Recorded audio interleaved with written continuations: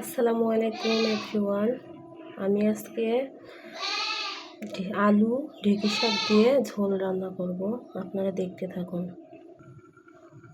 আমি একটি পরিষ্কার কড়াই বসিয়ে দিয়েছি। এখন আমি পরিমাণ মতো তেল দেব।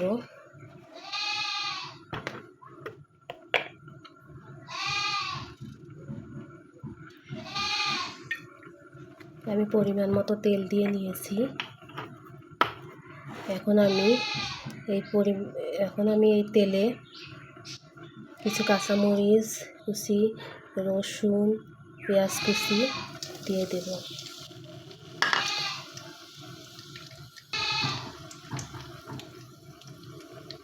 এখন আমি এগুলো নেড়ে চেড়ে ভেজে নেব।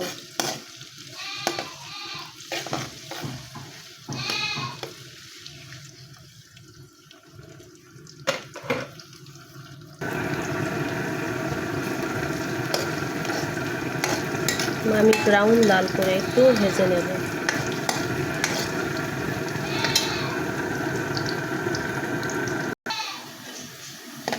এই তো আমার মরিচ, পেঁয়াজ, রসুন সব বাদামি কালার হয়ে এসেছে। এখন আমি শাকগুলো দিয়ে দেব। এই শাকগুলো দিয়ে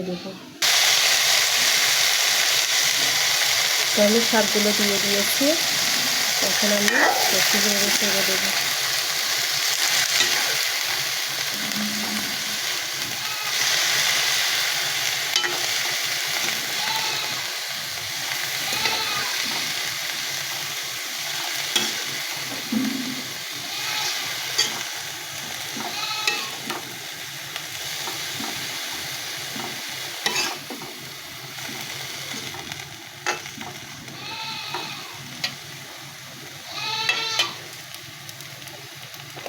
এখন আমি শাকের মধ্যে পরিমাণ মতো লবণ,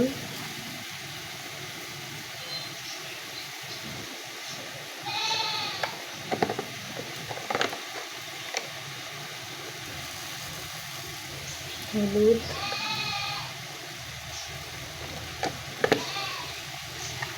এবং জিরার গুঁড়া দিয়ে দিলাম।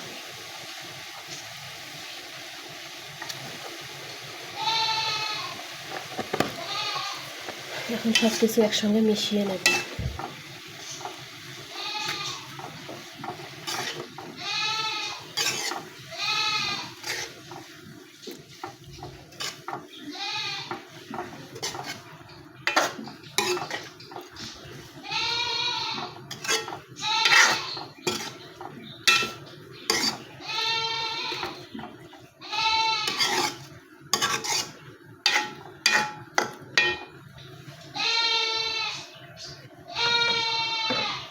মেশানো হয়ে গেল।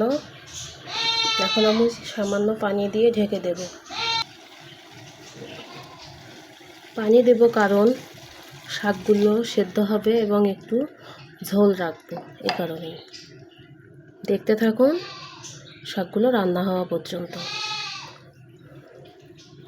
এখন আমি পানির সঙ্গে একটু নেড়ে চেড়ে সাইড থেকে সুন্দর করে মাঝখানে দেবো সব কিছু। এখন আমার দেওয়া হয়ে গেছে সব কিছু মাঝখানে। এখন আমি ঢেকে দেব। আমি ঢেকে দিয়েছি। শাক সেদ্ধ হতে বেশি সময় লাগবে না, 10 মিনিটের মতো সেদ্ধ করে নেব। ফিরে আসছি 10 মিনিট পর।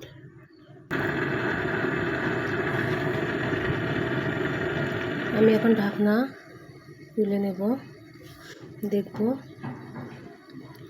তরকারি হয়ে গেল কিনা।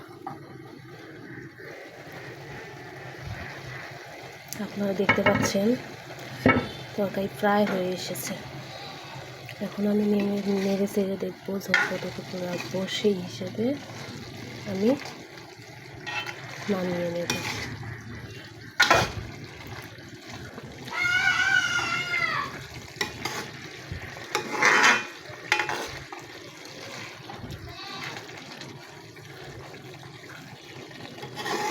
আপনারাও এইভাবে বাসায় ট্রাই করে দেখবেন, খেতে অনেক মজা লাগে। আপনারা এখানে চাইলে মাছও দিতে পারেন। আমি যখন প্রথমে শাক এবং আলুটা দিয়ে দিয়েছি, একটু নেড়েচেড়ে পানি দিয়ে দিয়েছি। সেই পর্যায়ে আপনারা মাছ আগে তেলে ভেজে নেবেন লবণ হলুদ দিয়ে। ওই ঝোলটা যখন ফুটে উঠবে তখন আপনি দিয়ে ঢেকে দেবেন। তারপর আপনি যেটুকু ঝোল রাখবেন সেই পরিমাণ অনুযায়ী নেড়ে চেড়ে নামিয়ে নেবেন, তাহলেই রেডি আলু দিয়ে ঢেঁকি শাকের ঝোল। খেতে কিন্তু অনেক মজা, আপনারা একবার ট্রাই করে দেখবেন। ভালো লাগলে রেসিপিটি শেয়ার করবেন, লাইক এবং কমেন্ট করবেন। আরও নতুন নতুন রেসিপি দেখার জন্য লাইক এবং কমেন্ট করে রাখবেন, ফলো দিয়ে রাখবেন। ধন্যবাদ সবাইকে। আমি এখন নামিয়ে নেব।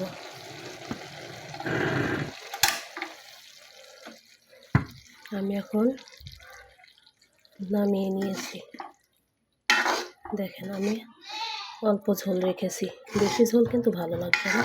এরকম আমার মতো হালকা ঝোল রাখতে হবে, তাহলে খেতে অনেক মজা লাগবে।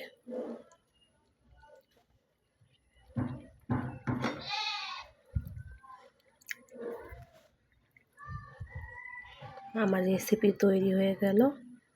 আপনারাও চাইলে ট্রাই করবেন, ভালো লাগলে শেয়ার করে দিবেন এবং ভালোবেসে পাশেই থাকবেন। ধন্যবাদ সকলকে আমার ভিডিওটি দেখার জন্য। আসসালামু আলাইকুম রহমতুল্লাহ।